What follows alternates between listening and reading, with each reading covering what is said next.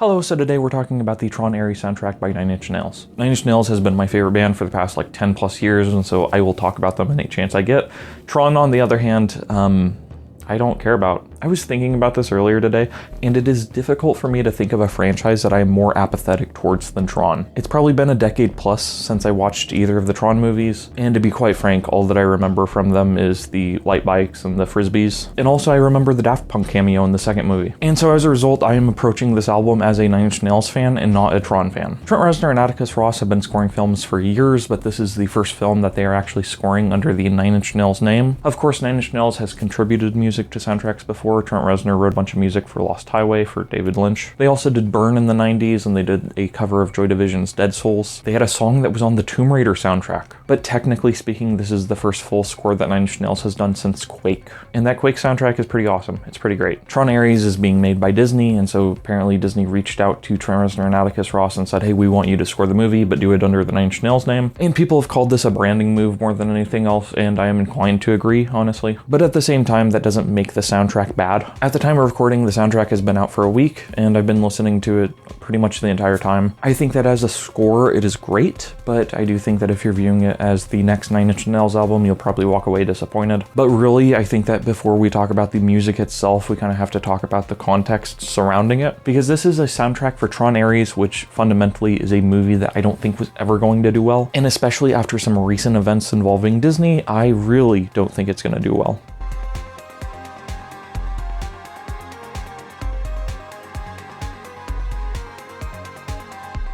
There are three reasons why I feel that Tron Ares will not do well in theaters. Number one, it's a Tron movie. That's all there is to it. As I was saying before, I'm very apathetic towards Tron. I just don't care, and I don't think most people do. Anytime I hear people talk about Tron Legacy, it's within the context of Daft Punk doing the music. But really, they've kind of waited forever between sequels. I think there was like 30 years between the first one and the second one, and now there's like 10 or 15 years between the second and third one. And I just don't care. I just don't care about Tron. The second reason why I don't think this movie is going to do well is because of Jared Leto. I was reading about this, and Jared Leto has been attached to this movie since like 2017. And to be honest, public opinion on Jared Leto is not good. Most people don't like him. Most people think he's a weirdo and he's a creep. A couple months ago, he was accused of sexual assault by I think 9 different women. In addition to this, whenever he was playing the Joker in Suicide Squad, he would do weird things like send his co-workers used condoms, because that's what the Joker would do, and the Joker is crazy. And I think he would send them dead animals too. And so on a personal level, there's just some questions that a lot of people have about him, but also he's kind of been turned into a meme due to his comic book movies. As I said, he was the Joker in Suicide Squad, and that's the worst freaking live action Joker anyone has ever made. And then he was also Morbius,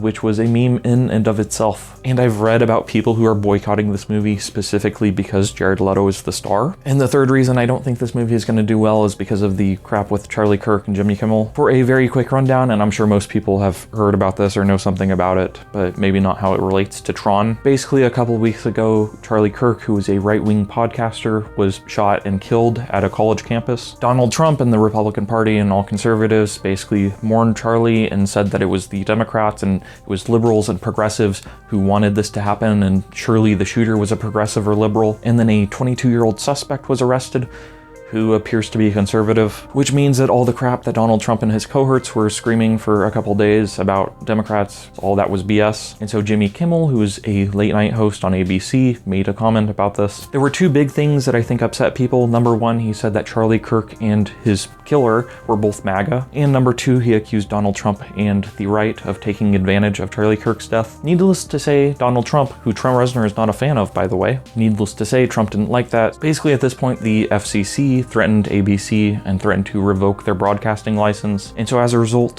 ABC took Jimmy Kimmel off air. There were reports of him being fired. And who owns ABC? Disney. And so as a result, people started boycotting Disney, and they started canceling all their Disney World trips and all the like. People were boycotting this because it's government censorship, honestly. One thing that is mandatory for America is freedom of speech. It is the First Amendment to the Constitution. And so whenever you have government entities weighing on private corporations, whenever you have Disney essentially giving in to government censorship, that's not good. And people don't want to support that, I don't want to support that. Freedom of speech, especially as a video essayist, as a writer, and as someone who just likes entertainment and likes reading and books and video games and whatever, freedom of speech is so important. So basically people boycotted Disney to go against this, and within a couple days Jimmy Kimmel was back on air. At this point in time, I'm recording on a Thursday. I don't really know how it's going to go in the future, but the reason I bring all this up is basically, long story short, people decided to boycott Disney. And as I said, who is making Tron Ares? Disney. So I don't think the movie is going to do well, and I personally know people who are passing up listening to the soundtrack due to the fact that Disney put it out. And so the reason I bring this up is because I think this very much is affecting how exactly this soundtrack is being received. Since I don't see this movie doing well, I also think this soundtrack is going to be forgotten. And again, the movie isn't dropping for another month, so we'll see how things play out. But all in all, I do kind of feel bad for Trent and Atticus because this is a really great score. They've worked with Disney before and it's gone well, and they won awards for their score. And so I do feel a bit bad for them just because of the fact that it kind of seems like they just kind of partnered up with the wrong people on this one. It's not a very good look to be pairing up with Disney at this point in time, and I think it hurts all the more because, again, the soundtrack is really good. And here's where we actually get into the music review.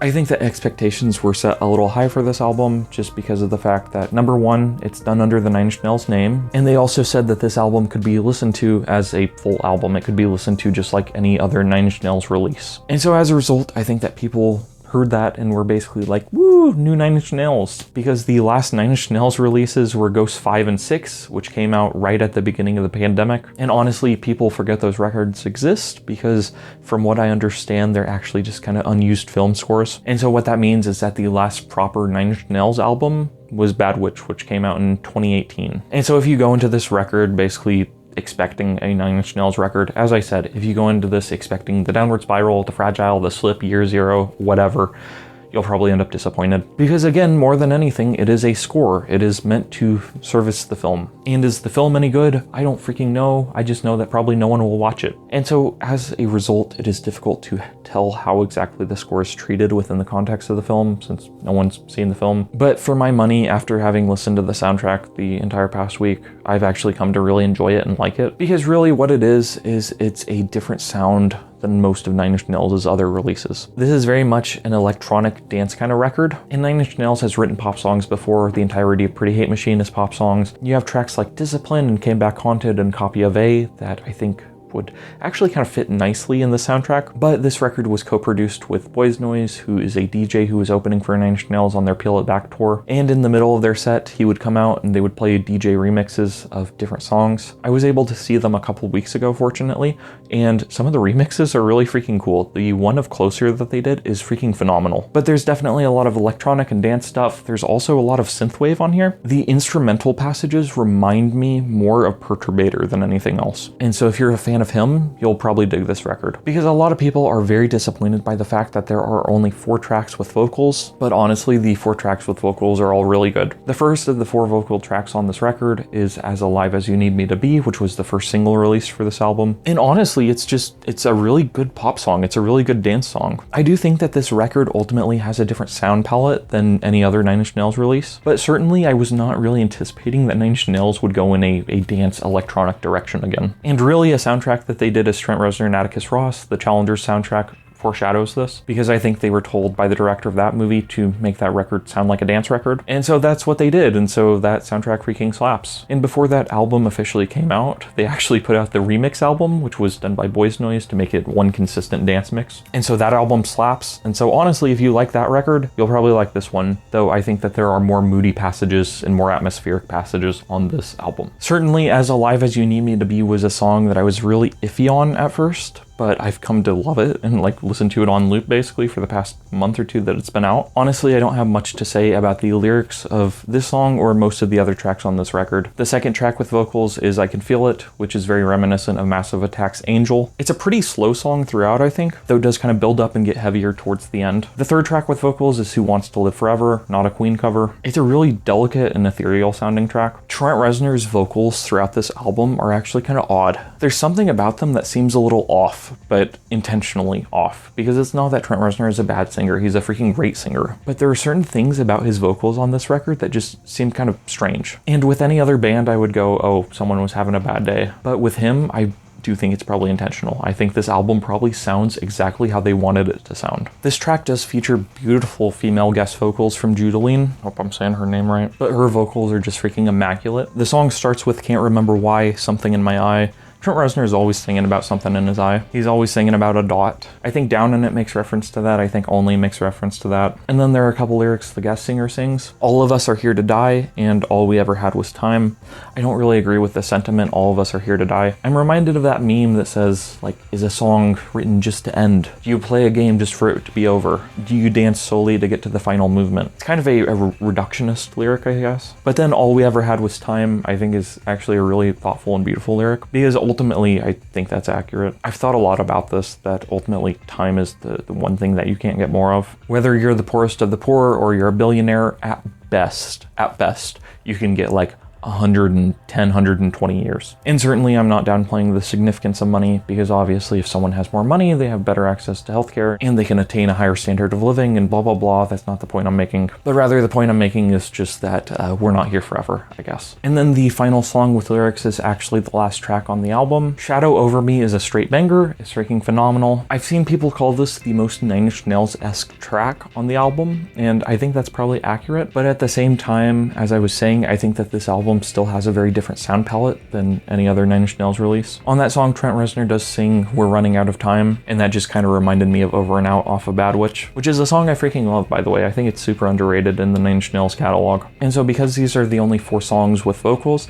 these are kind of the ones that people are focusing on the most, but there's still a lot of great stuff here because there are 24 tracks in total. There are a couple songs on here that I think very much sound like Trent Reznor and Atticus Ross and the past work they've done. Echoes and Still Remains, those are really the 2 tracks that I think sound most like a traditional Trent Reznor and Atticus Ross score. But there are a bunch on here that I wish were actually longer. A Question of Trust, I think, is a freaking banger of a song, and it's only like 80 seconds long. It's just this really hard-hitting dance beat, and I love it. But again, the song is only 80 seconds long, so it's like, you know, you couldn't have extended it like a little bit longer. 100% Expendable is a song that reminds me a lot of A Warm Place or Crystal Japan by David Bowie. Tracks like In the Image Of and really Building Better Words have this sort of techno church organ synth thing going on. That's what I wrote down, techno church organ synth. Make of that what you will, I guess. But that's what it reminded me of, is it reminded me a lot of Legacy of Kain Soul Reaver in like a weird way. Basically, these are tracks wherein there's this big, grand, epic sound. And I really love that second track I listed, Building Better Worlds, because as I was saying, it reminds me a lot of Perturbator. Target Identified, I think, is also really cool. I especially love the part that's super heavy and bassy. What Have You Done is a track I really like. I think it's a lot of fun. No Going Back is a sort of variation of Who Wants to Live Forever, but it reminds me a lot of Still, because I think that's the single most underrated thing that Nine Inch Nails has ever done. And there's something about this score that a lot of people don't like, namely the leitmotifs. In essence, there are several songs that have melodies from other songs. So for instance, you hear the melody from As Alive As You Need Me to Be throughout the record. And as I was just talking about, there are tracks that sound very familiar to Who Wants to Live Forever. The opening track is a variation on the closing track,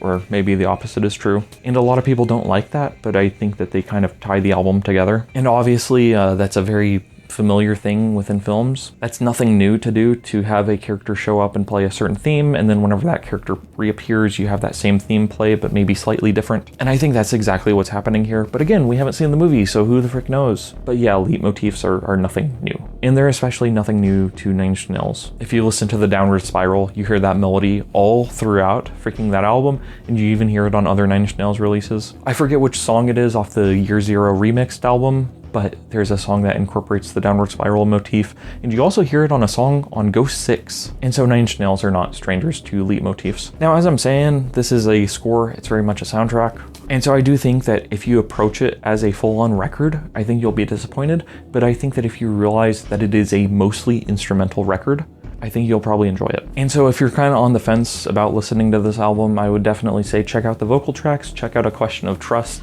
and then if you enjoy those, just listen to the album in full. Because I do think ultimately, if you're in the mood for synthwave or cyberpunk, or if you like Carpenter Brute, I think if you like Blade Runner or Cyberpunk 2077 and you want more music that could fit into that world, I think you'll probably like this album. Seeing as how this is a soundtrack though, I don't really know how I would rate this against other Nine Inch Nails records because it's different. Ultimately, it is not a Nine Inch Nails album that they had full creative control over. It was a score that was written for a movie, and it's a really good score, but ultimately it is sort of beholden to the movie. You can write the best song in the world, but if it's not appropriate for the movie, then it's not going to go on the soundtrack. And so as I was saying, I didn't really anticipate this more electronic dance music direction, at least not until the Challenger score came out. Lots of people question the fact that this is called the Nine Inch Nails album and not just a Trent Reznor and Atticus Ross score, but I do think that while it was a branding move, I do think that there's truth to something that Trent Reznor said, which is that making it under the Nine Inch Nails name gave them more creative freedom and it pushed them into a grittier direction. And I think especially if you're listening to other scores, if you're listening to Gone Girl or The Girl with the Dragon Tattoo or The Social Network, the score is a lot grittier than those. Still, it is very polished and it's clean and it's well made and it is more synth wavy than most other Nine Inch Nails work. But I do think that songs like Shadow Over Me and Who Wants to Live Forever and I Know You Can Feel It and As Alive As You Need Me to Be, I think these really work well under the Nine Inch Nails name. If I was at a Nine Inch Nails show in the future and they played any of these songs, I would think it's great. And so I think if for no other reason than just having those songs under the Nine Inch Nails bracket is a good move. Especially because of the fact that I do think there are awesome songs that Trent Reznor and Atticus Ross have written on scores that are kind of forgotten ultimately. I don't even remember the name of it, but Trent Reznor and Atticus Ross did score a nature documentary, or it was like a global warming documentary, I think. It was the one with A Minute to Breathe on it. That song's awesome, and they also wrote another song for that soundtrack, 8 Billion, which I think is freaking phenomenal. And so I think if for no other reason than putting it under the Nine Inch Nails name kind of preserves this score. And so to sum it up, I really like this score. It doesn't satisfy my itch for a new Nine Inch Nails album exactly, but still I think it's pretty good.